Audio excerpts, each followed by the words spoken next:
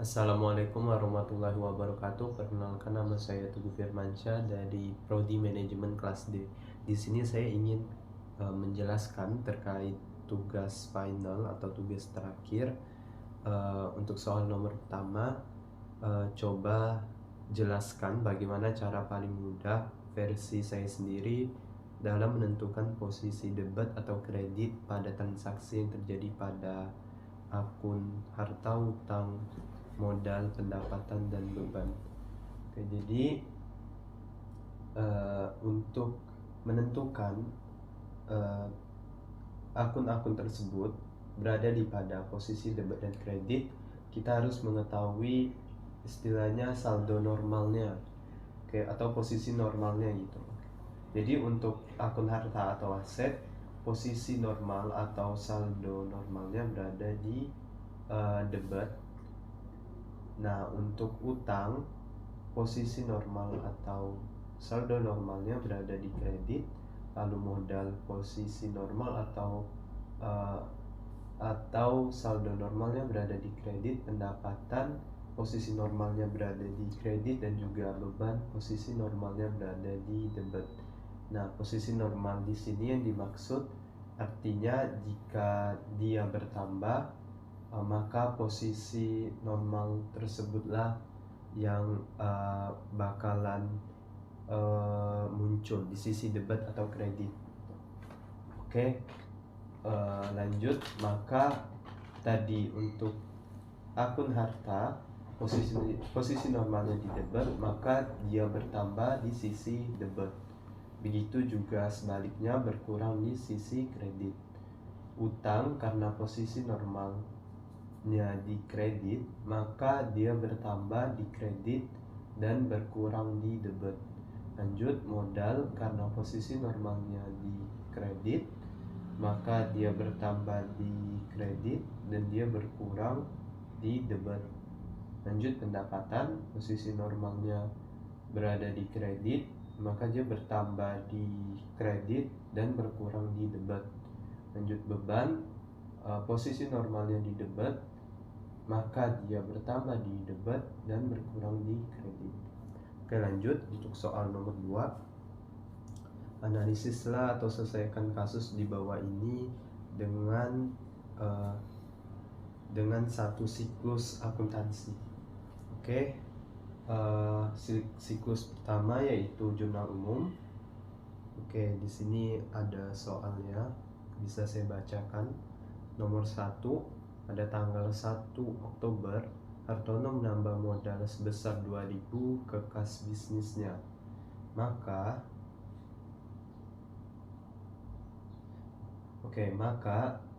kas bertambah di debit dan modal bertambah di kredit sebesar 2.000.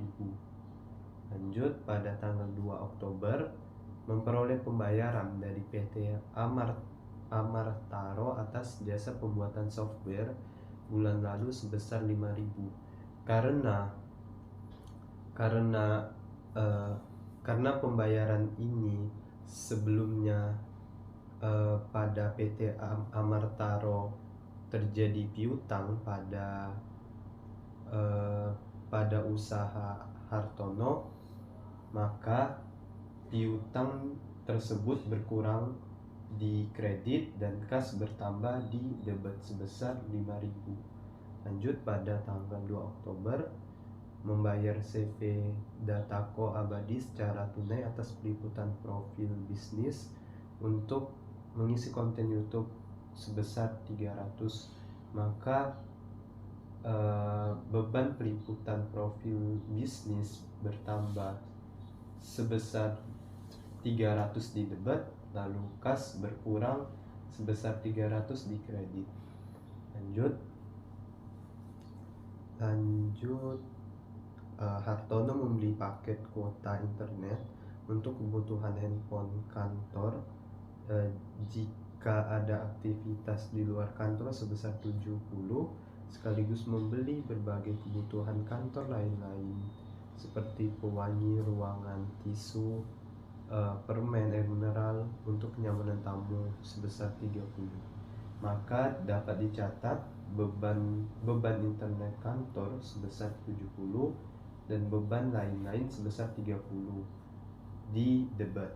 Lalu kas sebesar 100 di kredit. Lanjut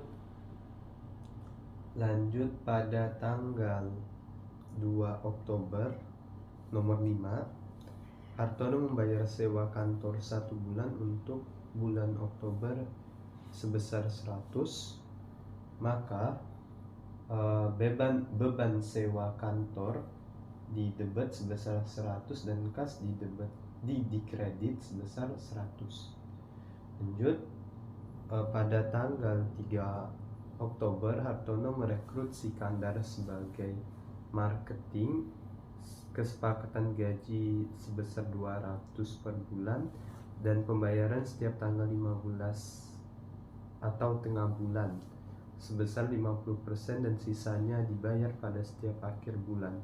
Maka pada tanggal 6 tidak terjadi pencatatan di jurnal umum karena tidak adanya terjadi transaksi.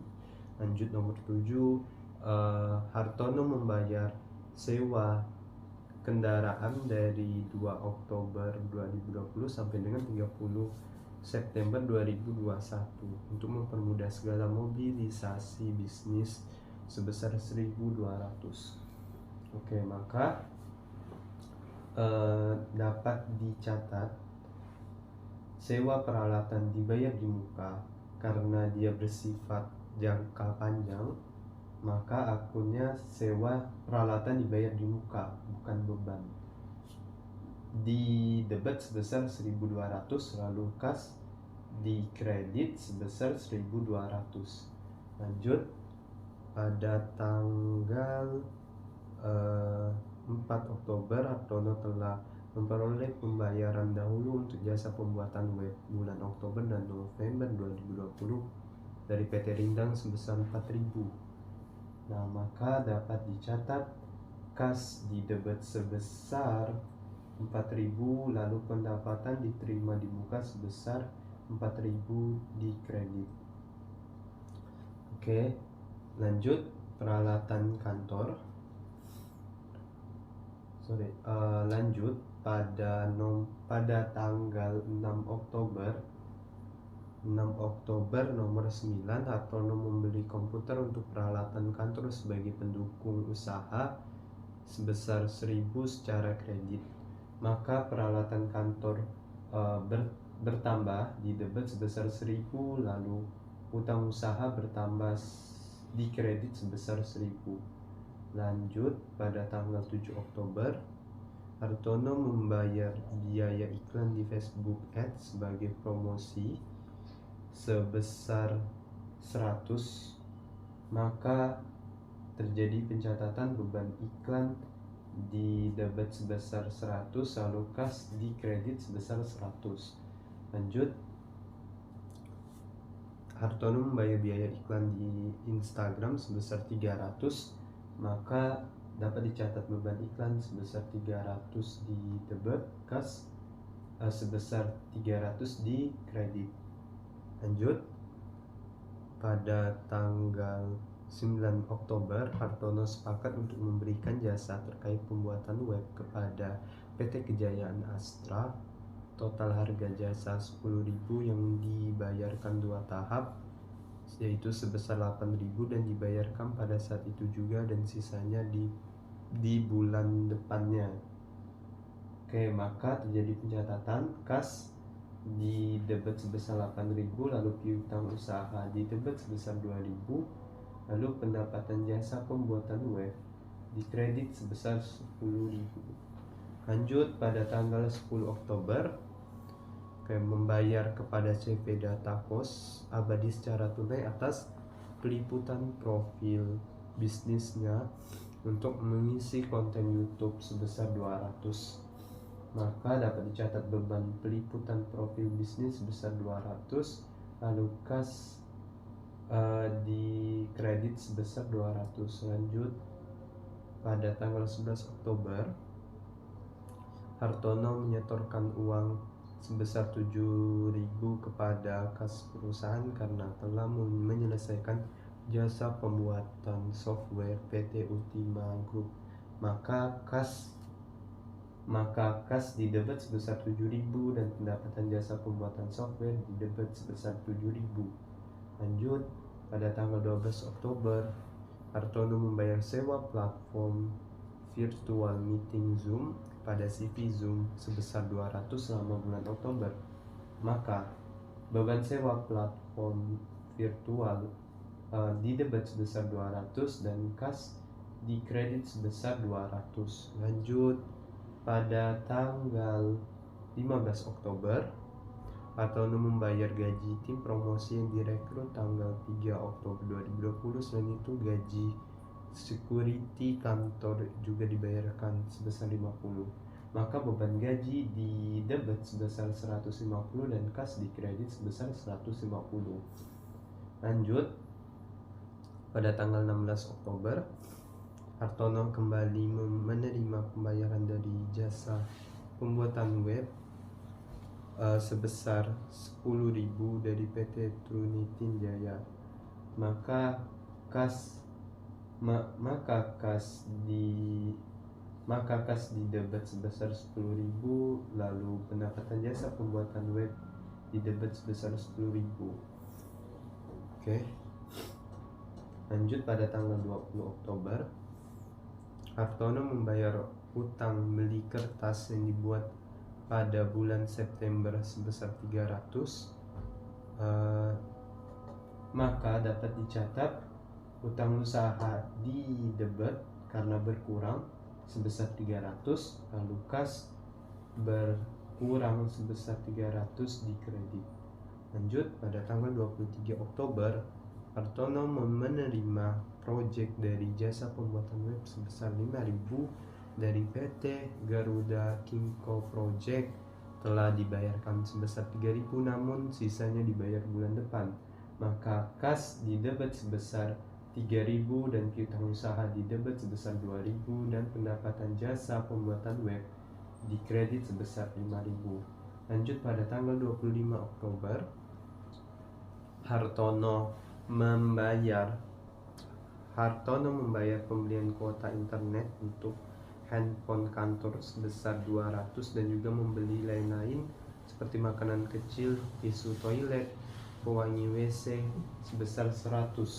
Maka dapat dicatat beban internet kantor sebesar 200, beban lain-lain sebesar 100 didebet, lalu kas dikredit sebesar 300.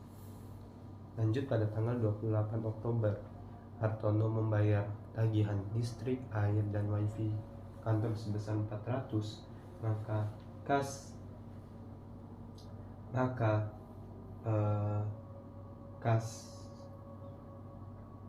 Maka beban listrik, air, dan internet didebet sebesar 400, lalu kas dikredit sebesar 400. Lanjut, 30 Oktober, membayar gaji bulanan karyawan pada tanggal 3 Oktober dan gaji petugas security dibayarkan 50. Maka beban gaji sebesar 150 didebet, kas sebesar 150 dikredit. Lanjut, pada tanggal 30 Oktober nomor 23 menerima pembayaran sebesar 4.000 atas penyelesaian pembuatan software pada PT Lintang Kejayaan. Maka kas didebet sebesar 4.000, pendapatan jasa pembuatan software dikredit sebesar 4.000. Lanjut, pada tanggal 30 Oktober nomor 24, Hartono membeli secara kredit perlengkapan kantor seperti tinta, kertas, dan materai sebesar 500. Maka perlengkapan kantor didebet sebesar 500, utang usaha dikredit sebesar 500. Lanjut, Hartono ingin membeli mobil pribadi dan mengambil uang di usahanya sebesar 1.500, maka price didebet sebesar 1.500 dan kas dikredit sebesar 1.500. Maka masing-masing kolom dari debit dan kredit ini ditotalkan. Jika kedua sisinya balance atau sama, maka pencatatan dapat dikatakan benar. Oke, lanjut untuk buku besar. Oke, di sini saya akan menjelaskan untuk format tabelnya terlebih dahulu. Sini ada judul, lalu ada kolom tanggal, uraian ref, debit, kredit, lalu saldo hasil dari debit dan kredit. Lanjut pada akun kas pada tanggal 1 Oktober di debit pada pada saldo awal di debit 9.000, lalu pada tanggal 1 Oktober di debit sebesar 2.000, lalu 2 Oktober di debit sebesar 5.000, lalu 2 Oktober di kredit sebesar 300, 2 Oktober di kredit sebesar 100, lalu 2 Oktober di kredit sebesar 100, lanjut 2 Oktober di kredit sebesar 1.200, lanjut pada 3 Oktober di debit sebesar 4.000, lalu pada tanggal 4 Oktober di debit sebesar 4.000, lalu pada tanggal 7 Oktober di kredit sebesar 100, 8 Oktober di kredit sebesar 300, lalu pada 9 Oktober di debit sebesar 8.000, lalu 10 Oktober di kredit sebesar 200, 11 Oktober di debit sebesar 7.000, lalu 12 Oktober di kredit sebesar 200, lalu 15 Oktober di kredit sebesar 150, 16 Oktober di kredit di debit sebesar 10.000, lalu 20 Oktober di kredit sebesar 300, lalu 23 Oktober di debit sebesar 3.000, 25 Oktober di kredit sebesar 300, 28 Oktober di kredit sebesar 400, lalu 30 Oktober di kredit sebesar 150, lanjut 30 Oktober selanjutnya di debit sebesar 4.000, lalu pada tanggal 31 Oktober di kredit sebesar 1.500. Nah, jadi jika debit ketemu debit, maka saldonya ditambah. Jika debit ketemu kredit, saldonya dapat dikurang sesuai nilai sisi mana yang lebih besar. Begitu juga sebaliknya, kredit ketemu kredit itu ditambah, dan juga kredit ketemu debit juga dikurang. Nah, maka saldo akhir pada akun kas sebesar 46.700. Lanjut pada akun piutang usaha pada 1 Oktober sebesar 6.000 di debit, 2 Oktober sebesar 5.000, lalu 9 Oktober sebesar 2.000, 23 Oktober sebesar 2.000, maka saldo akhirnya sebesar 5.000. Lanjut pada akun perlengkapan, saldo awalnya sebesar 50 di debit, lalu pada tanggal 30 Oktober 500 di debit, maka didapatkanlah saldo akhir sebesar 550. Lanjut pada akun sewa peralatan dibayar di muka, karena pada neraca saldo sebelumnya akun sewa peralatan dibayar di muka tidak muncul di given, maka dapat dikosongkan. Lanjut pada tanggal 3 Oktober di debit sebesar 1.200, maka saldo akhirnya di debit sebesar 1.200. Lanjut pada akun peralatan kantor, karena kasusnya juga sama seperti sewa peralatan dibayar di muka, maka dapat dikosongkan. Maka pada tanggal 6 Oktober terjadi transaksi yang dimana 1.000 di debit, maka saldo akhir sebesar 1.000 di debit. Lanjut akun akumulasi depresiasi peralatan kantor, karena akunnya tidak dimuncul baik di Given maupun jurnal umum, maka dapat dikosongkan. Lanjut pada utang usaha, pada saldo awalnya sebesar 300 dikredit, lalu pada 6 Oktober dikredit sebesar 1000, 20 Oktober di debit sebesar 300, 30 Oktober dikredit sebesar 500, maka saldo akhirnya dikredit sebesar 1500. Lanjut pada akun utang gaji, karena akun utang gaji kasusnya sama seperti akumulasi depresiasi peralatan kantor, maka dapat dikosongkan.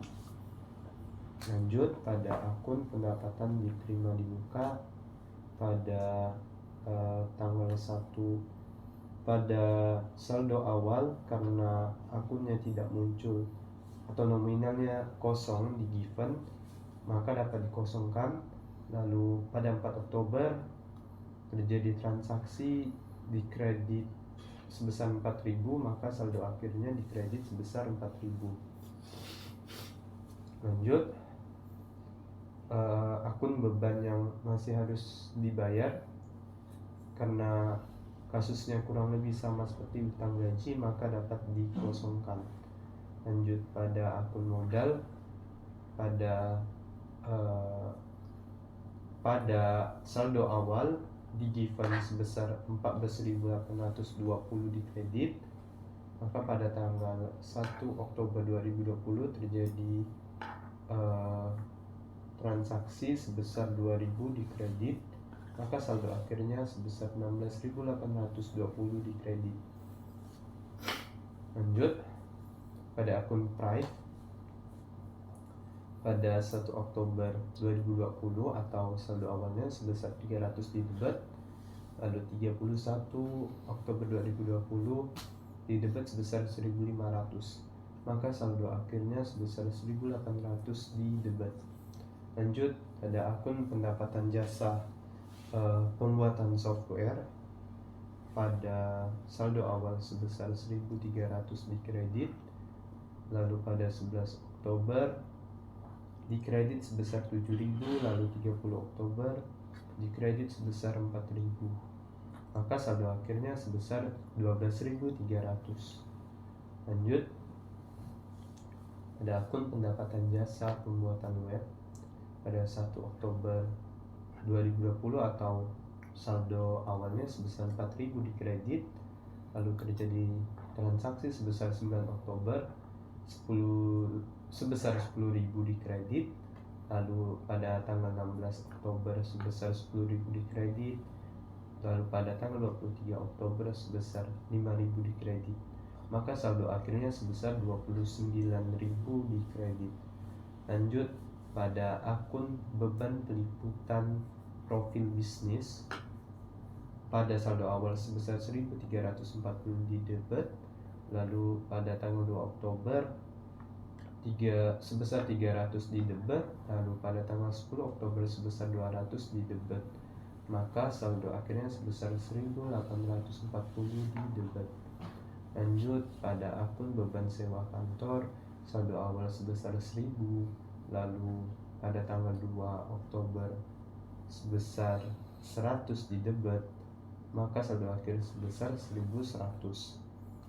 Lanjut beban sewa platform virtual, saldo awal sebesar 800 di debit, lalu pada tanggal 12 Oktober di debit sebesar 200, maka saldo akhir sebesar 1.000 di debit.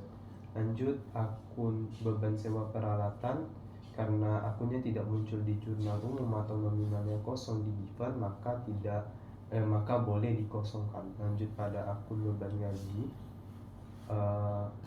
saldo awalnya sebesar 400 di debit, lalu pada tanggal 15 Oktober sebesar 150 di debit, lalu pada tanggal 30 Oktober sebesar 150 di debit, maka saldo akhir sebesar 700 di debit. Lanjut pada akun beban listrik, air, internet, saldo awal sebesar 350 di debit, lalu pada tanggal 20 Oktober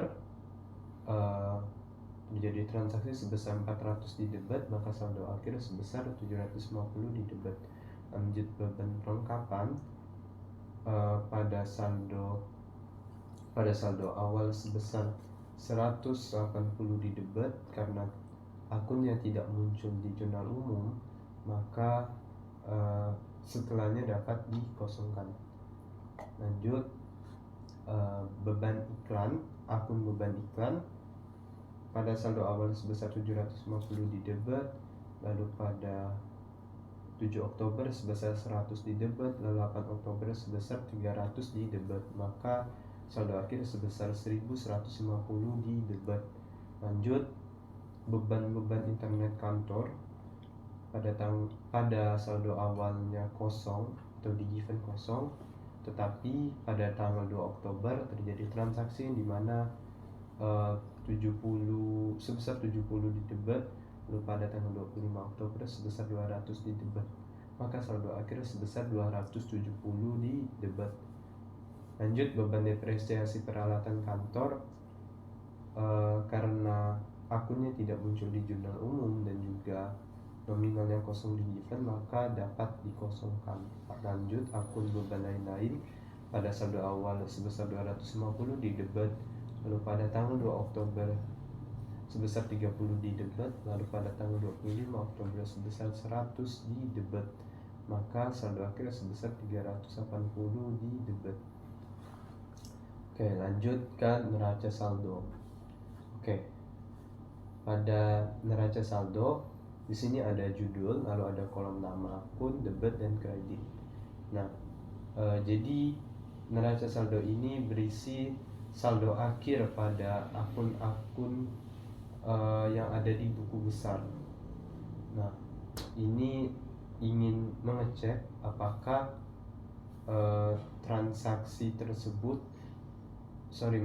apakah pencatatan tersebut sudah benar atau balance gitu. Oke, lanjut pada akun kas di debit sebesar 46.700, piutang usaha di debit sebesar 5.000, perlengkapan di debit sebesar 550, sewa peralatan dibayar di muka sebesar 1.200 di debit, lalu peralatan kantor sebesar 1.000 di debit, akumulasi depresiasi peralatan kantor kosong. Lanjut utang usaha di kredit sebesar 1.500, utang gaji kosong, lalu pendapatan diterima di muka sebesar 4.000 di kredit, lalu bebannya masih harus dibayar kosong, lalu modal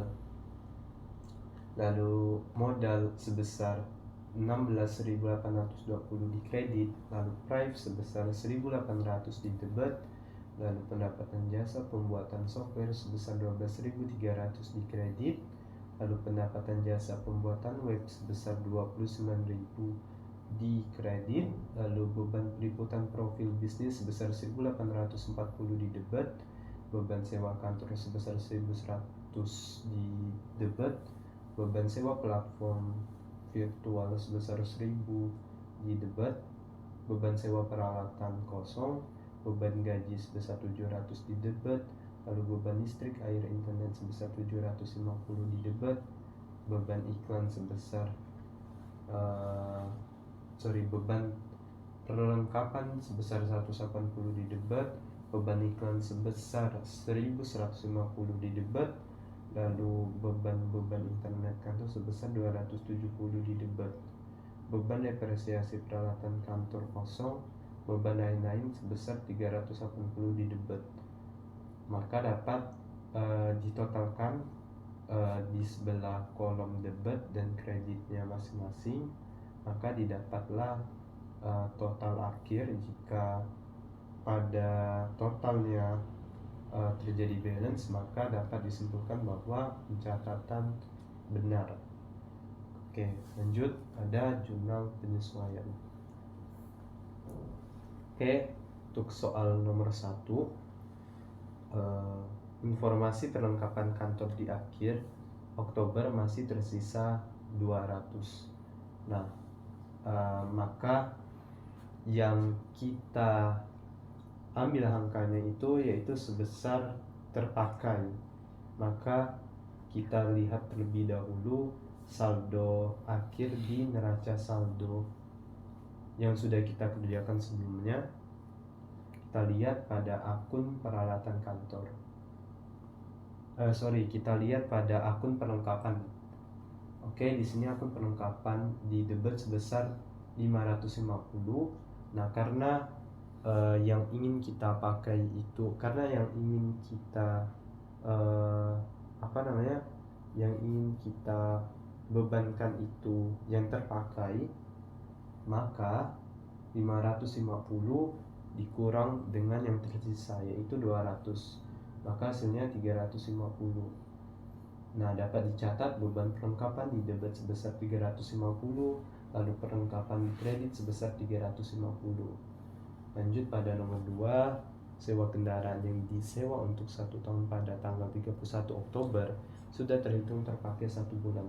Kita lihat lagi pada neraca saldo yang sudah kita kerjakan sebelumnya pada akun sewa peralatan dibayar di muka, yaitu sebesar 1.200. Maka karena baru terpakai 1 bulan dari 12 bulan, maka dapat dirumuskan 1/12 dikali 1.200, maka hasilnya sama dengan 100.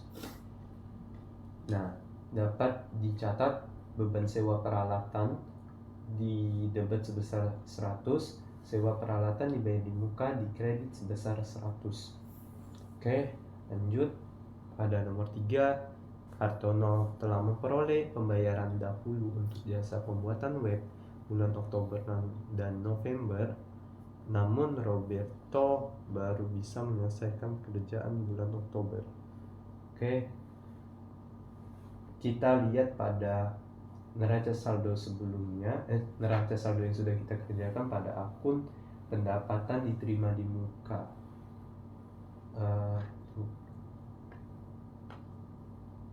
Pada akun pendapatan diterima di muka, kita lihat di sini yaitu sebesar 4.000. Karena dia untuk 2 bulan, maka karena 1 bulannya sudah dikerjakan, maka 4.000 dibagi 2, yaitu sama dengan 2.000. Maka dapat dicatat pendapatan diterima di muka di debit sebesar 2.000, lalu pendapatan jasa pembuatan web di kredit sebesar 2.000. Lanjut nomor 4, petugas security diajak lembur pada 30 Oktober karena tim Hartono sedang lembur dan gaji janji dibayar awal bulan depan sebesar 50.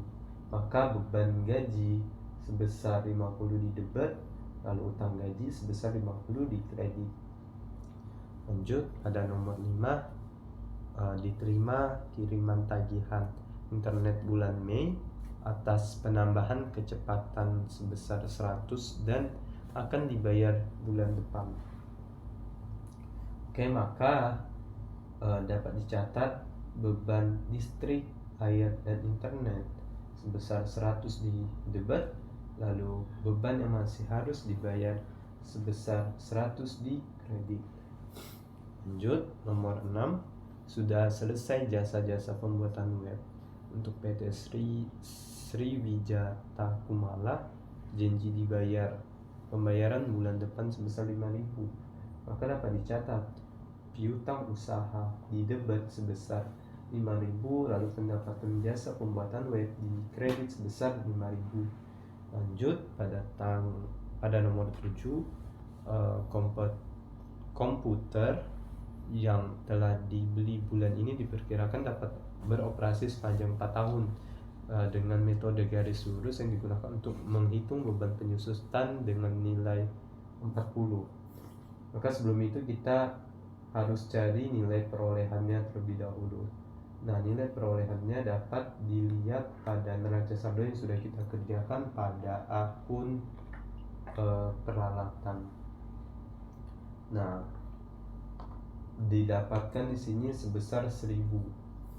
Maka dengan metode garis lurus yang dimana nilai perolehan dikurang dengan nilai sisa dibagi dengan umur ekonomis atau dalam bulan.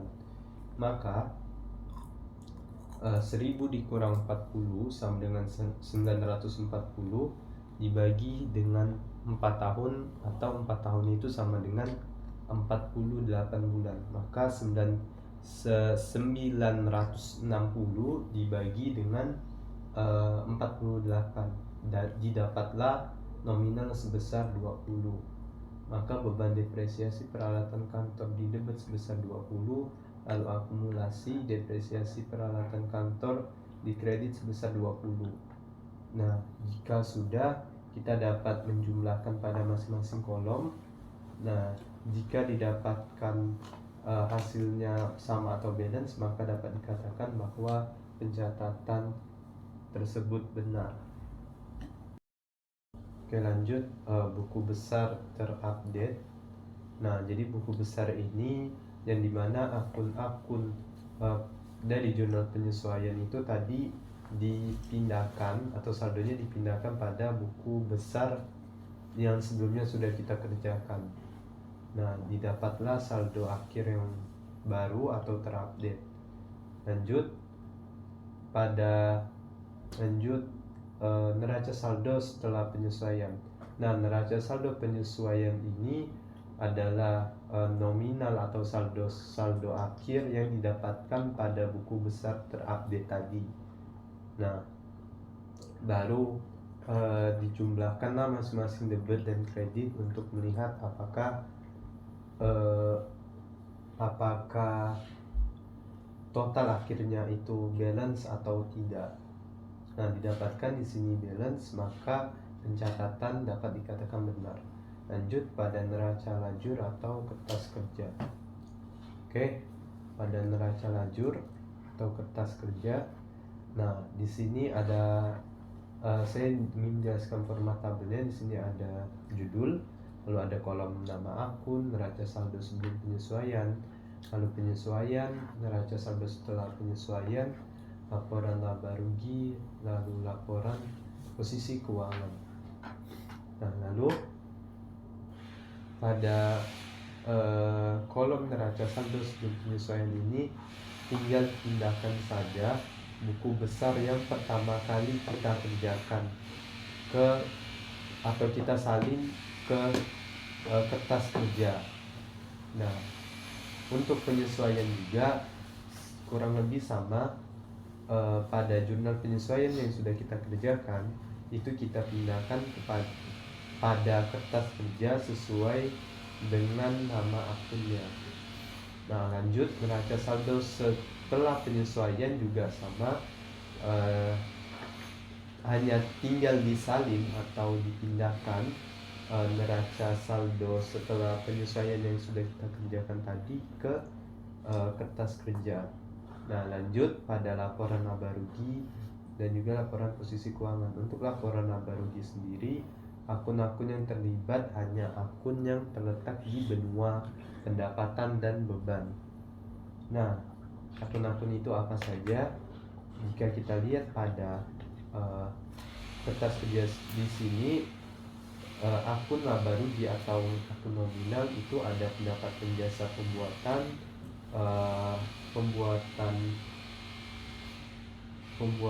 web, lalu pendapatan jasa pembuatan web, lalu beban peliputan profil bisnis, lalu beban sewa kantor, beban sewa platform virtual, beban sewa peralatan, beban gaji, beban listrik, air, internet, beban perlengkapan, beban iklan, beban internet kantor, dan juga beban depresiasi peralatan kantor, dan juga beban lain-lain.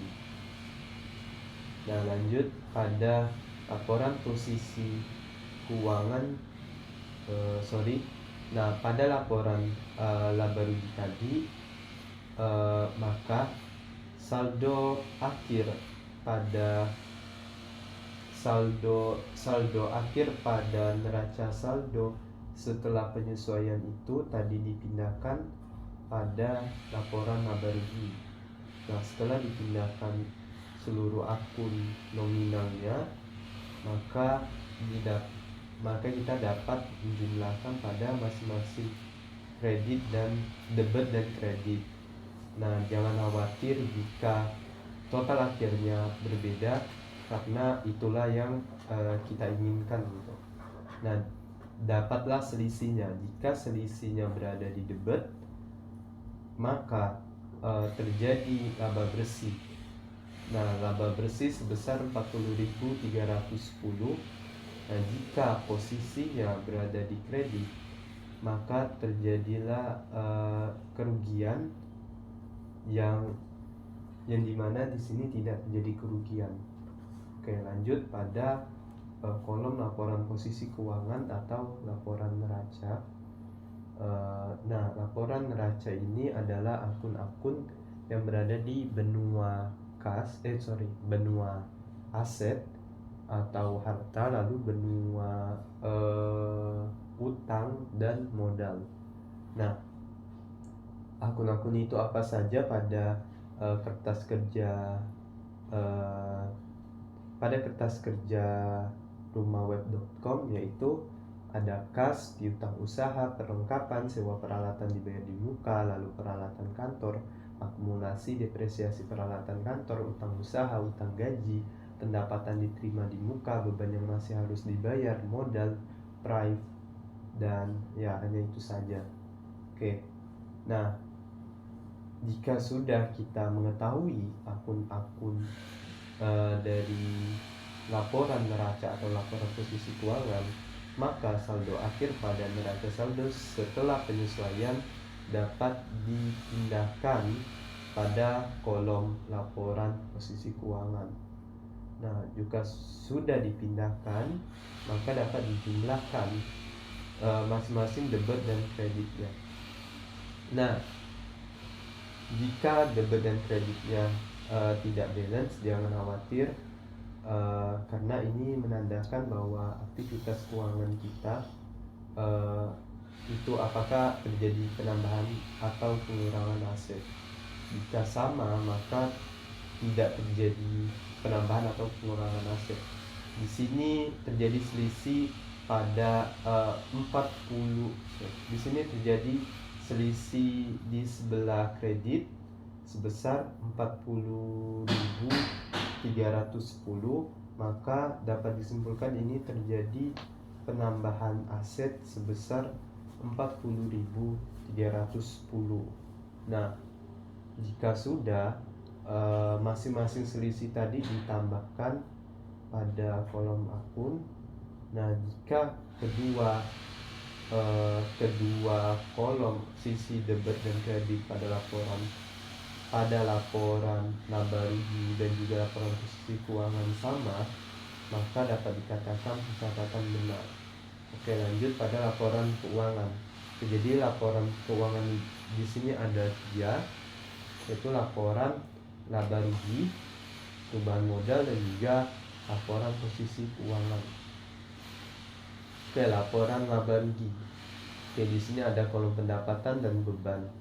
Nah, didapatkanlah pendapatan jasa pembuatan software sebesar 12.300, pendapatan jasa pembuatan web sebesar 3.600, maka total pendapatan sebesar 48.300. Nah, lalu pada kolom beban peliputan profil bisnis sebesar 1.840, beban sewa kantor sebesar 1.100, beban sewa platform virtual sebesar 1.000, beban sewa peralatan sebesar 100, lalu beban gaji sebesar 750, beban listrik, air, dan internet sebesar 850, beban perlengkapan sebesar 530, beban iklan sebesar 1150, lalu beban internet kantor sebesar 270, beban depresiasi peralatan kantor sebesar 20, lalu beban lain-lain sebesar 380.